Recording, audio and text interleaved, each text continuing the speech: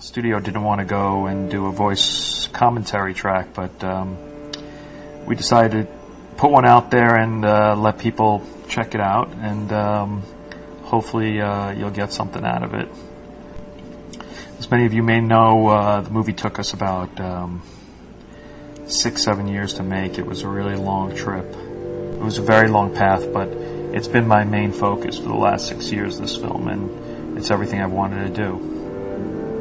I think the film always started off with this idea of taking sci-fi to a new and different place. I felt that science fiction had really been hijacked by techno-lust and movies that were really interested in gadgets and I kind of feel like audiences we've all seen that and all done that. We like the idea of contrasting something really long ago with something really, really deep in the future.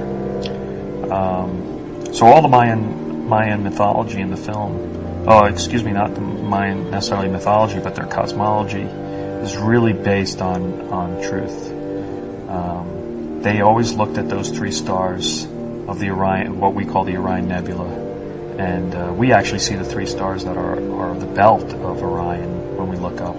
They actually saw the triangle, and in their homes, their hearthstones were in the formation of a triangle with the fire in the center of them, and that fire was Shibalba, which is the same thing as the Orion Nebula, which is where Tom is traveling to in this future sequence. We really made a rule very early on that we didn't want to do trucks in space. We wanted to sort of erase all sort of evidence of technology because, we didn't want to make a technology-based film. We wanted to make a film about the organic and about, where things may return to, which is about connecting with the planet in a way that we've forgotten. Everything in the background of the film, including of all these space sequences, including those stars behind them, is nothing was generated by computers. Those stars were photographed, not actual stars, but they were photographed. And a lot of what you'll see in the backgrounds of the film were, organic elements, and that was just always. I just wanted to get away from CGI because I kind of felt that CGI was just people had seen it so much. Once again, I wanted to try and do something that looked very different and was unique. Many of you might know what Shibalba kind of represents, and I mean Izzy talks about it on the rooftop pretty clearly. Hugh is an exceptional actor and incredibly skillful technically, probably from all the work he's done, in action films and stuff. And he was just so willing to try things in every different way. We would run take after take, and we would try every single emotion that could possibly work, and throw out ideas to each other. And we would just do take after take. And it wasn't like you wait all day for them to light, and then you wait all day for hair and makeup and everything else to work out, and then finally you're on set, and that's the fun of it. That's what actors and directors should be doing is trying stuff out. And for us, the entire film was a journey from darkness to light. In fact, you can the opening battle scene and its darkness to the end of the film, which is almost complete white, was a conscious journey. This film we got to work again with Clint Mansell and the Kronos Quartet. I've had a great collaboration with Clint on Pi and Requiem and now on The Fountain, and it was this was just such a touching score. It's very much a fairy tale, this film. I've always wanted people to sort of see it as a fairy tale, but a fairy tale for adults. A psychedelic fairy tale is what I like to call it.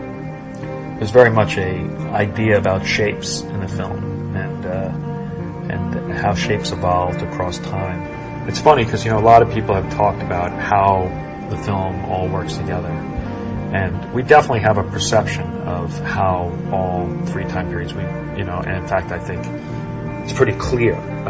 But I don't know if I really want to talk about it because, I think part of the enjoyment of the film is the discussion of how everything is connected. But it really does all add up to one way. And a lot of people have figured it out. And, it's really not that complicated. And I think it's more of the fun of the piece of who's actually exists and who doesn't exist and who's a memory and who's a story and what's a metaphor and what's not a metaphor. I'll tell you, there's as far as characters, there's very, very few metaphors in this film. So that's a hint for you. The way the film is constructed, there were many ways to put the film together. And we tried many different ways. We ended up with the film pretty much exactly how we wrote it. I think one day perhaps I'll do a different version of the film.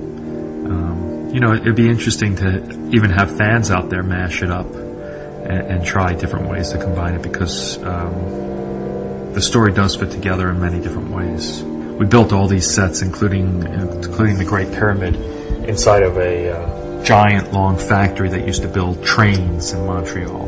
The tattoo work was really hard. I mean, if you notice, the tattoos actually go from more faded and more blurry to more and more sharp and intense. That was the great work of Judy Chin and her team. That image through the microscope is actually is more raw Peter Parks footage. Some of that imagery we used for space, just a lot less processed. So that's really what we started with, and then the visual effects teams kind of turned that into the space vistas. If you look at those clouds, that's actually yeast growing. Those clouds down at the bottom of that frame. You got to try and pull off something that's going to look good. And to look good, you got to hope it looks good in 3, 4, 5, 10 years, and hopefully because we shot something that's an actual chemical reaction, it won't date. He finally understands, and the trip begins to the end. What does he understand, you ask? I don't know, you're going to have to watch the film again. That, to me, if anything, should be the poster of the film, The Seed About to Go into the Grave. Well, very much what the film's about. This idea that, when we're done, we go back to where we've come from. It's an old idea. We're all born out of the Big Bang, and the same material that was unleashed by the Big Bang is the same material that forms us and will form humanity and all the world that's yet to come. I know I didn't give that much away, but I hope you enjoyed a small chat.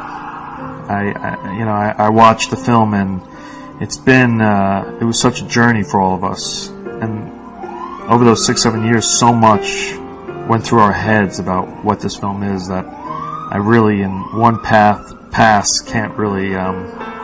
Just all these different memories came up of different ideas and different things we talked about, and I hope some of them were enlightening, and perhaps down the line we'll meet and we can have more conversations about it. For me, it was the type of film that I think we worked really hard on, and there are many details in the film, and I feel that people that there's more to get from the film the more you sit back and just sort of let it soak in.